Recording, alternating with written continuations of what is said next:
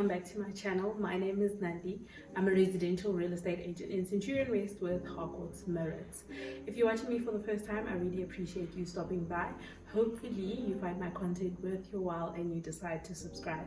And to those of you that are subscribed to the channel, thank you so much. I really appreciate your love and support. We are on 665 subscribers the last time I checked. I really appreciate that, guys. It really means a lot to me. So as you can see, today we're doing a sit down video. I haven't done this in a while. When was my last sit down video? Was it the get to know me video? I think that's the last time I did a sit down video. But as you can tell from the title, I'll be speaking about my experience as a real estate agent and how I'm doing so far in my career, what the market's like, have I ever experienced any racism, and how I deal with, I don't know how to put this, but here's the word, if I was intimidated by working with white people or people of different races. So without any further ado, let's get into this video. Okay, so now that we've got all the greetings and that out the way, let's get straight into the video. So what I want to start off with is, this year has been tough. I know it's still the first 3 months of the year, but wow, guys, I haven't sold a single property. I have great listings that would have sold if it was last year. So I don't know if it's the interest rate or what's going on with the market, but I feel like it's the interest rate and people are worried about their affordability, because some people are selling due to their affordability. If you watched my vlog last week's vlog, you would know that I have a client who's in a situation where they're selling because they're relocating, and it's quite difficult to sell because they're selling much sooner than what people would normally when people would normally sell. So what I'm also trying to say is that some people are selling due to their affordability, so it becomes tough. So people who purchased property recently are already selling because of how high the interest rate is at the moment, or it's because what's happening to me, their affordability is no longer what it used to be because of the interest rate. But we were at the conference on Tuesday. Today is Saturday night, so I decided to film this while my daughter's sleeping. So we were at the Harcourt's conference in 4 Ways on Tuesday, and what the guy from APSA said is that they don't foresee any interest hikes in the near future. I'm hoping that is true, because then maybe things will settle and people will start purchasing property, because wow, I am struggling and my reserves are running low, so I'm very concerned. So yeah, it's a bit of a hectic situation. It's been a bit difficult for me in that regard. I haven't sold any property this year and a girl is stressed out. So yeah, this industry or this career is not for the faint-hearted. I will reiterate it and I will say it all the time that it's not for the faint-hearted. It's not what you see on Selling Sunset. And we've had people join our company and think that it's what they see on Selling Sunset. Selling Sunset is a dream. I wish real estate was as easy as they make it seem on Selling Sunset. It's not that easy. It's not that easy at all. Because look at me now. Haven't made a sale, but I'm crossing fingers and keeping my hopes up that soon something will come up and someone will make a purchase. There are a couple of promises, but you know, with real estate, you never celebrate until we put pen to paper, and even after we've put pen to paper, anything can happen. So you don't celebrate up until that property has registered. So yeah, that's currently what I'm experiencing now. And I've been speaking about my daughter not being well a lot in my vlogs, but thankfully we've changed pediatricians, found a great pediatrician, and he found what the underlying issue was, and we're currently dealing with that. She's currently very healthy. I haven't seen her so happy and bubbly in a while, so I'm really happy about that. The medication is working, so I'm excited that she's on the road to good health and we should be back. Also, part of the reason why I've been slacking or haven't been closing any deals is because when my daughter's sick, it really affects me. So I can't really work as much as I would like to, because I was honestly really stressed out. But now that she seems to be doing much better, I don't really want to celebrate because I don't know what's going to happen in a couple of weeks. But yeah, she's looking really great, and I'm really happy about that. So yeah, that's what's been happening. And another thing that I wanted to talk about, especially in this video, is like I said, have I ever been intimidated, or what has it been like for me working with different races? The reason why I decided to film this video is because one of my colleagues, because this is a video where I'll be speaking mainly about race, I'm going to mention that one of my white colleagues came to me and she was asking on behalf of one of her friends who's an African woman, who asked her to ask me if I was intimidated when I started by working with white clients, especially. And I found that interesting because she watches my channel. If you are watching right now, hi. She's all the way in Cape Town, so I didn't get your name, but thank you so much for tuning in. I really appreciate it. So she watches my channel and she asked my colleague if she knows me, and then actually we work in the same office. So then she asked me the question if I found working with white people intimidating, or do I feel like I need to work twice as hard because I'm black. And I want to answer those. And actually, this is not the first person to ask this on my channel. Well, she wasn't asking on my channel, obviously she was asking through my colleague, but I have received DMs on Instagram where people say most of my colleagues are white. How do I find my way around that?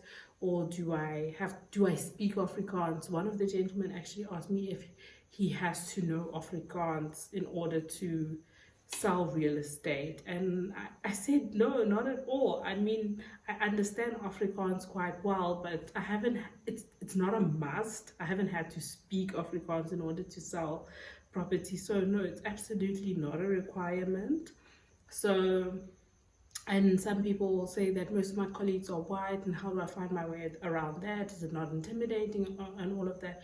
It's not at all. We're like one big family, and I really appreciate my colleagues. They're very supportive, and they help me where I need help. Most of them have been in the industry for a very long time, so when I'm having difficulties, I go to them and they help me with whatever it is that I need. And it goes just beyond work. Even with my daughter, they ask me a lot how she's doing, and they get concerned when she's not well, and they worry, and they can see the worry in my face, and they actually get concerned about me, and they text me to ask if I'm okay, if she's okay. So it's like going to another family with my colleagues. And yes, most of them are white, and it's fine. We work together harmoniously. Have I ever experienced racism in the real estate industry? Yes, I have, but it was only once. It was only once. Sorry guys, I ran out of storage. As I was saying, I get this question of if I'm not intimidated of working with white people a lot. And to answer the question is, in the beginning, yes, I was very intimidated because I had never interacted with white people on a daily basis. So it was very intimidating at first, and it was hard for me with the cold calling because the area I work in is not predominantly white, but there are some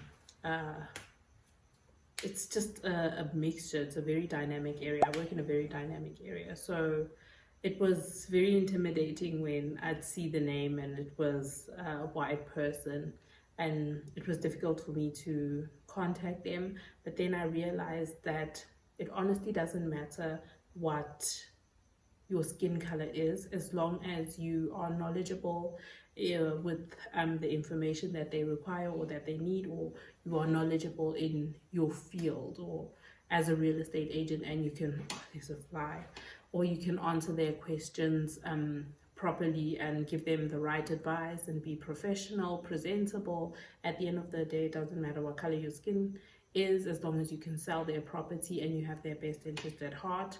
It honestly doesn't matter what color your skin is, because at the end of the day, they want to sell the house and you also want them, and you also want to help them sell their house, because at the end of the day, that is your salary.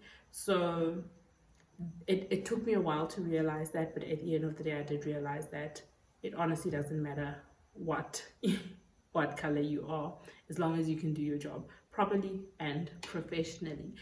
Although I did experience, I'm going to be honest, I did experience a racist incident where I had a seller, and there were two agents on the property, which I was one of them, and the other gentleman was a white man, and we were marketing the property. I eventually find a purchaser signs the offer to purchase, they qualify for a bond and everything, and this was my second sale, so I was still a rookie.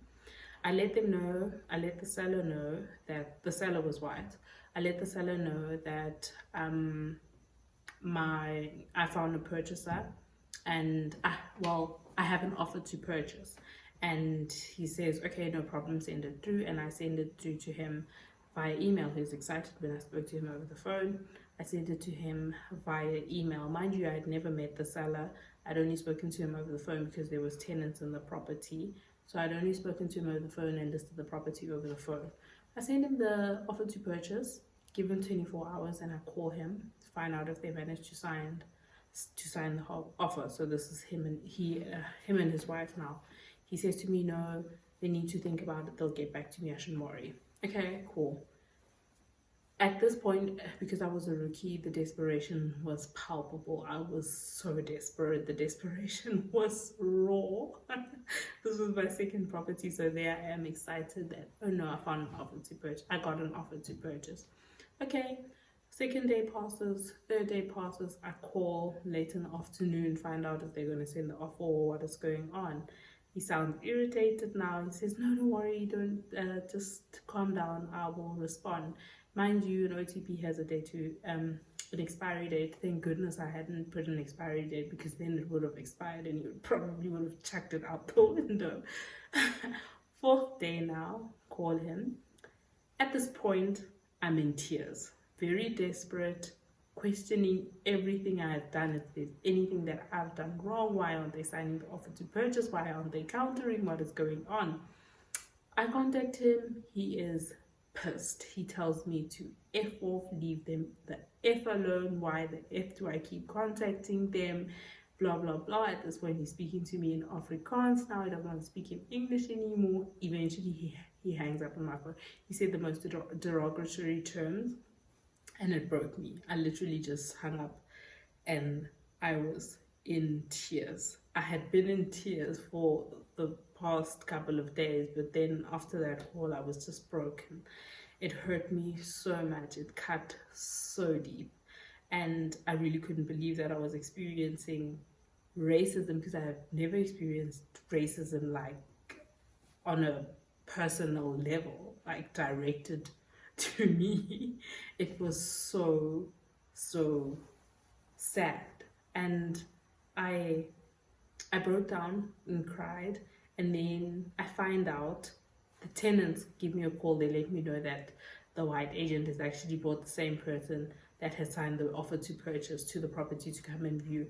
At this point, I was a rookie, so I sent him my purchaser's details, which is not what you're supposed to do. You're supposed to keep the page with the purchaser's information, obviously, and only send him the other pages with the purchasing information and purchase price. So I sent him everything, including the purchaser's information. So he took that information and gave it to the white agent and told the white agent to take my client through the property, and that he would only sign that agent's offer. And I'm assuming because the purchaser really wanted this property, he told her that if she didn't sign his offer, then they weren't going to accept my offer.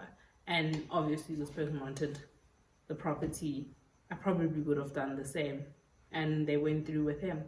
And I was so livid. I called the agent and let him know that if he dare sign an offer to purchase with my client, I would make sure that I sue his company. At this point, I didn't even know what I was speaking about, but I was so pissed. And I let him know that we'd sue the company. Harcourts would make sure that we get our commission because we signed an offer to purchase first. And then I called my manager in tears at this point, and I let her know what is going on, and I asked her if she can intervene and maybe just speak to the seller.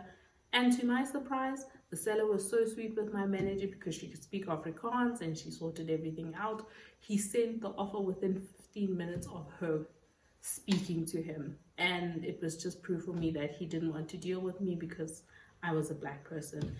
And so yeah, that was one of the situations that really almost took me out of this industry. I almost resigned after that situation, but I didn't let it define me, and I decided, you know what, I'm going to pick myself up, dust myself off, and move on. And I'm not going to paint all white people with the same brush. There are white people that I've worked with that were amazing, that were respectful and treated me like a professional agent and knew that I'm the professional in this situation and they should take advice from me. And in a more recent situation where I was a black agent and there was a white agent on the property, the white agent got fired because they weren't doing the job properly. They weren't giving feedback.